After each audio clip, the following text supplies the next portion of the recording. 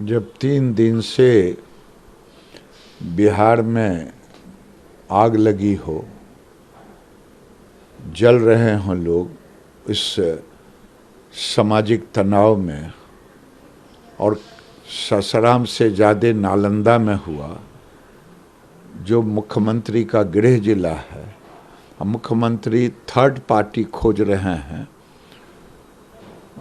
तो ऐसी स्थिति में और जो पक्ष ज़्यादा विक्टिम रहा उसी पक्ष को और फंसाया भी जा रहा है। तो न्याय के लिए तो अंत में गवर्नर से बात करनी ही पड़ेगी, गवर्नर से बात करनी पड़ेगी। और मुख्यमंत्री ने को गलत ये दुष्प्रचार करा रहे हैं। होम डिपार्टमेंट बिहार सरकार से भी रिपोर्ट मांगी है। अधिकारी भी कल प्रेस कॉन्फ्रेंस में सब कुछ सवालों से बचते नजर आए। धारा 144 लगा था कि नहीं लगा था, क्या कर, कितनी अरेस्टिंग हुई, सवालों से साफ बचते दिखाई दिए। भाई हाथ कंगन को आरसी क्या, जब साच के सामने बोलना क्या। जब मीडिया एक तरफ दिखा रहा हो, मैं अगर दिखाऊं तो कहेगा ये बनावटी है वीडियो। मीडिया दिखा रहा है, आगे मजिस्ट्रेट है, जा रहे हैं, और पीछे दरोगा कह रहा है कि 144 धारा जिलाधिकारी के आदेश से। उसके बाद कोई कटे बचे, वही फिर मैं वही कहूँगा सम्राट जी की भाषा कि तेजस्वी जी मुख्यमंत्री जी को कहते थे पलटू चाचा। तो अब ये पलटू चाचा के नेतृत्व में अधिकारी भी अब पलटने लगे हैं। जिलाधिकारी क्यों कह दिए कि मैं नहीं जानता। इनडायरेक्ट या डायरेक्ट रूप से गिरिराज सिंह के आरोप आप लोगों को लग रहा है कि आप लोगों ने एक तरह से आग में घी डालने का काम किया है, ठीक है? अच्छा, पूरे बिहार को अग्निवीर के समय इन्होंने जला दिया।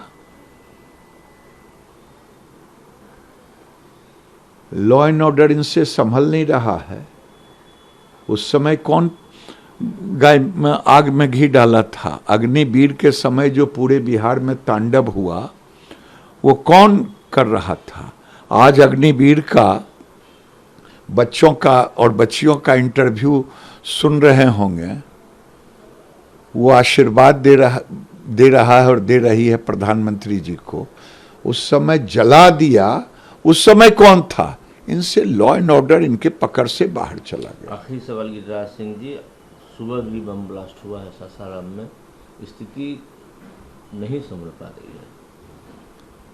मैं नहीं देखा हूँ, कल तो बम ब्लास्ट हुआ था मस्जिद में, आज का नहीं। आज इसमें मेरी जानकारी में कि अधिकारियों ने अभी उसकी पुष्टि की थी कि मस्जिद से ही बम ब्लास्ट हुआ, वहाँ बम बन रहा था। एक आखिरी सवाल है, जो बीजेपी के अध्यक्ष हैं बंगाल के, कल विक्टिम से मिलने जा रहे थे, उनको रोक दिया गया कि आप नहीं जा सकते हैं मिलने के लिए। उन्होंने पत्र भी लिखा है अमित शाह को। बंगाल के जो भाजपा के अध्यक्ष हैं कुछ लोगों से मिलने जा रहे थे जो दंगा में घायल हुए, उनको रोक दिया गया, पुलिस ने रोक दिया। भाई माने दूध की अगर जिम्मेदारी दे दी जाए बिलाई से के लिए तो कौन इसका रखवाला होगा? आज ममता बनर्जी बिहार उनके रास्ते पर चल रहा है, बंगाल में मुस्लिम राष्ट्र बना रहे हैं। जाए न वहाँ जाके देखे कि वहाँ की स्थिति क्या है। जब ममता बनर्जी खुद बयान दें कि रमजान है, रमजान का सम्मान करना चाहिए, यानी सनातन से हमारा जो रामनवमी की पूजा होती, प्रभु श्री राम की, हनुमान की, उनके जो शोभा यात्रा निकलते, बंगाल के मुख्यमंत्री के लिए रमजान ज़्यादा प्यारा है बशर्ते हिंदू धर्म के लिए। अब वहाँ तो हिंदुओं की स्थिति हो गई है, मुख्यमंत्री रेड कारपेट बिछा दी हैं अलगाववादियों के लिए, रोहिंग्या के लिए, घुसपैठियों के लिए। तो ऐसी स्थिति में वहाँ हिंदू अपने को असहाय महसूस कर रहा है। अगर दिलीप घोष और तो मजुमदार मिलने जा रहे थे तो उनका आंसू भी न पोंछे। आपकी फोर्स के सामने सारी दुर्दशा होती रही, फ्लैट में घुस घुस करके, घिच घिच करके पीटा जाए बंगाल में, और आंसू पोंछने भी नहीं देंगे। बंगाल को ये बांग्लादेश और पाकिस्तान बना रहे हैं। नीतीश बाबू योगी जी से क्यों नहीं कुछ सीखते हैं? नीतीश बाबू सीख रहे हैं, यूपी के बदले बंगाल से सीख रहे हैं। जो बंगाल में हो रहा है तुष्टीकरण, वही तुष्टीकरण नीतीश बाबू बिहार में कर रहे हैं। आपको कल भी मैंने कहा कि इनके नाक के नीचे इस्लामिक स्टेट का खाका खींचते रहा, पीएफआई अपना काम करते रहा। पीएफआई पर बैन होने के बाद भी बिहार में, उत्तर बिहार में उसके काम चल ही रहे थे विस्तार के। कहाँ चलता है? जब संरक्षण होगा तभी तो चलता है। तो ये भी बंगाल से सीख रहे हैं। अगर उत्तर प्रदेश से सीखे होते तो शायद न पीएफआई यहाँ पैदा लेता और न इस ढंग से रामनवमी में इस ढंग की वार्ता होती कि हिंदुओं के जुलूस पर रामनवमी में पथराव होता।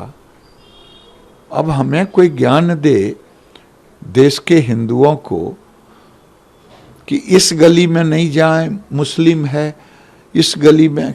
तब तो तजिया में तो हमने कभी नहीं कहा कि ये हिंदू की गली है कि मुसलमान की गली है, इधर से मत जाओ हिंदू की तरफ। ये जानबूझ करके बिहार की सरकार विभेद पैदा कर रही है। इसीलिए मैंने कहा ये जोगी जी से सीखे होते तो बिहार में अमन चैन होता। ये सीख रहे हैं ममता बनर्जी से। नीतीश बाबू को गद्दी पर बैठने का हक है? नीतीश बाबू को गद्दी पर रहने का हक कि इस्तीफा दे देनी चाहिए? नीतीश बाबू, मैं नहीं बोलूँगा, उनके मंत्रिपरिषद में उनका मैं भविष्यवक्ता भी नहीं हूँ, लेकिन उनकी दुर्गति होनी तय है। हाँ, मैं राजनीतिक दुर्गति कह रहा हूँ। जो आदमी सत्ता के लिए बिहार की गद्दी इनको दी गई थी लालू जी के कुशासन के खिलाफ में, 5 से 10 के बाद जो प्रधानमंत्री की स्थिति बनने का लोगों ने अंदर में भर दिया, उस समय के बाद ये व्याकुल भारत हो गए हैं। इसलिए इनकी दुर्गति होना तय है।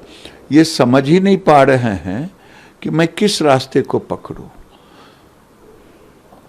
मैंने पहले भी कहा था, एक गाना है, इनकी स्थिति, ये जो अभी बार्गेन पर चल रही है, यहाँ की सरकार नहीं चल रही है, यहाँ बार्गेन पर चल रही है।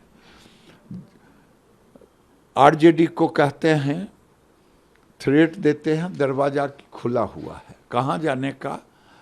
तो जहाँ जाने का है वहाँ सबको मालूम है। और मैं बार बार कहता हूँ, ये गाना गाते हैं, मैके चली जाऊंगी तुम देखते रहियो। अब मालूम नहीं है कि मैके का दरवाजा बंद है इनके लिए।